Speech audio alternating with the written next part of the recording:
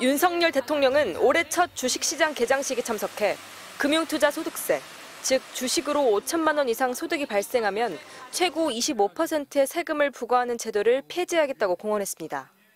우리 증시의 장기적인 상생을 위해 내년 도입 예정이었던 금융투자소득세 폐지도 추진하겠습니다. 또 재건축 재개발 규제 철폐를 약속하면서 안전진단을 건너뛸 수 있도록 하겠다고 했고 다주택자에 대한 중과세도 폐지하겠다고 밝혔습니다. 다주택자를 집값을 올리는 부도덕한 사람들이라고 해서 이런 징벌적 과세를 해오는 것은 정말 잘못된 것이고 결국 그 피해를 서민들이 다 입게 됐습니다. 모두 국회에서 세법과 도시정비법 등 관련 법 개정이 필요한 사안인데 새로 구성될 국회도 야당이 다수를 차지하면서 야당의 협조 없이는 사실상 불가능하게 됐습니다. 특히 야당은 부자 감세라는 비판을 받는 감세 정책에는 협조하지 않을 것으로 보입니다. 여당이 공약으로 내세웠던 부가가치세 한시 인하도 시행하기 어렵게 됐습니다. 야당은 이제 이걸 막는데 아무래도 주력을 할 것이고 여당은 또 시행령이라든가 뭔가 이제 다른 방법을 써가지고 또 뜻을 관철하려고 할 것이고 자꾸 되풀이 되면은 정책에 좀 뭐 이런 왜곡 같은 것들도 있을 수가 있는 거고. 한편 민주당 이재명 대표의 공약인 전국민 민생지원금 25만 원과 관련해 기획재정부는 검토해보겠다는 원론적인 입장입니다.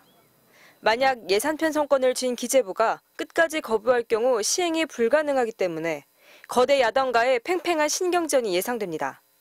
MBC 뉴스 정혜인입니다. 1127조 원, 지난해 말 기준 국가 채무가 사상 최대를 기록했습니다. 국민 1인당 나랏빚이 2,178만 원인 셈으로 1982년 관련 통계가 작성된 이후 처음으로 GDP 대비 50%를 돌파했습니다. 정부 지출을 70조 원가량 줄였지만 수출 부진과 부동산 경기 침체에 따른 법인세와 양도세 등 세입 감소의 영향이 컸습니다. 역대 최고 수준의 강도 높은 지출 구조 조정을 단행하였고 재정 총량을 엄격하게 관리해 왔습니다. 역대급 세수 결손으로 정부의 재정 상태를 보여주는 관리 재정 수지 적자는 87조 원에 달했습니다. GDP 대비 3.9% 적자로 당초 정부가 약속한 건전 재정 준칙 3%를 지키는데 2년 연속 실패하게 됐습니다. 막대한 재정 적자가 발생하며 금융투자세 감면, 상속증여세 감면 등 정부의 각종 감세 정책 추진에도 제동이 걸리게 됐습니다. 또 경인고속도로 지하화, 올림픽대로 지하화 등 총선 과정에서 여야가 쏟아낸 각종 개발 사업의 추진도 쉽지 않을 전망입니다. 양립 가능할 수 없는 그런 정책들이에요. 감세를 했는데 지출을 더 늘리겠다고 하고 양립 가능한 조세재정 정책을 만들려면은 기조의 전환이 있어야 하고 4월 10일까지 국무회의에 보고돼야 하는 보고서가 총선을 의식해 선거 다음 날에야 공개됐다는 의혹에 대해 정부는 당일이 휴일일 경우 민법에 따라 다음 날까지 국무회의 의결이 가능하다고 밝혔습니다. 국가결산보고서가 4월 10일을 넘긴 건 국가재정법이 제정된 2006년 이후 처음입니다. MBC 뉴스 정동욱입니다. 18번째 민생 토론회에서 윤석열 대통령은 인천의 획기적 개발을 약속했습니다. 인천 시민과 함께 인천의 바다, 하늘, 땅 모두를 확실히 바꿔놓겠습니다.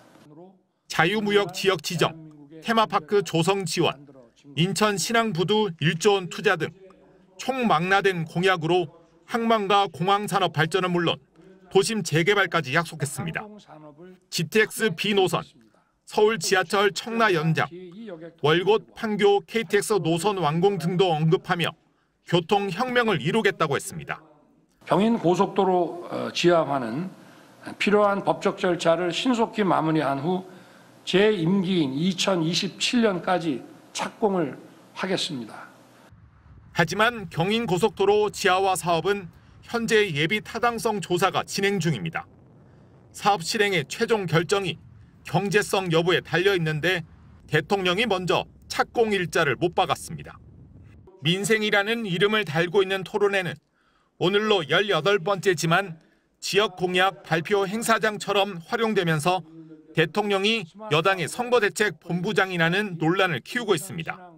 정작 민생은 사과 한 알이 금값처럼 비싸서 사 먹을 수 없다고 호소하지만 민생 토론회에선 들을 수 없습니다. 지역을 돌면서 대통령이 제시하는 공약들은 재원을 어떻게 마련할지에 대한 근거가 충분히 제시되지도 않았습니다. 법을 개정하지 않으면 불가능한 것도 있고 민간 기업들의 투자에 기대야 하는 것도 있지만 대통령은 시원하게 추진을 외치고 있습니다. 대구를 한번 바꿔보겠습니다. 추진하면 됩니다. 오케이. 4년 전 국민의힘 전신인 자유한국당은 문재인 전 대통령의 부산 방문을 사전 선거운동이라고 비판했습니다. 행사를 빙자해서 대통령이 사전 선거운동, 관권 선거를 할 가능성이 큽니다. 그러나 정권의 꼼수는 정권의 심판을 불러올 것입니다. 여당이 표를 얻을 수만 있다면 합법적인 모든 것을 다하고 싶다는 말에 노무현 전 대통령은 탄핵당했습니다. 민주당은 오늘 대통령을 공직선거법 위반 혐의로 경찰에 고발했습니다.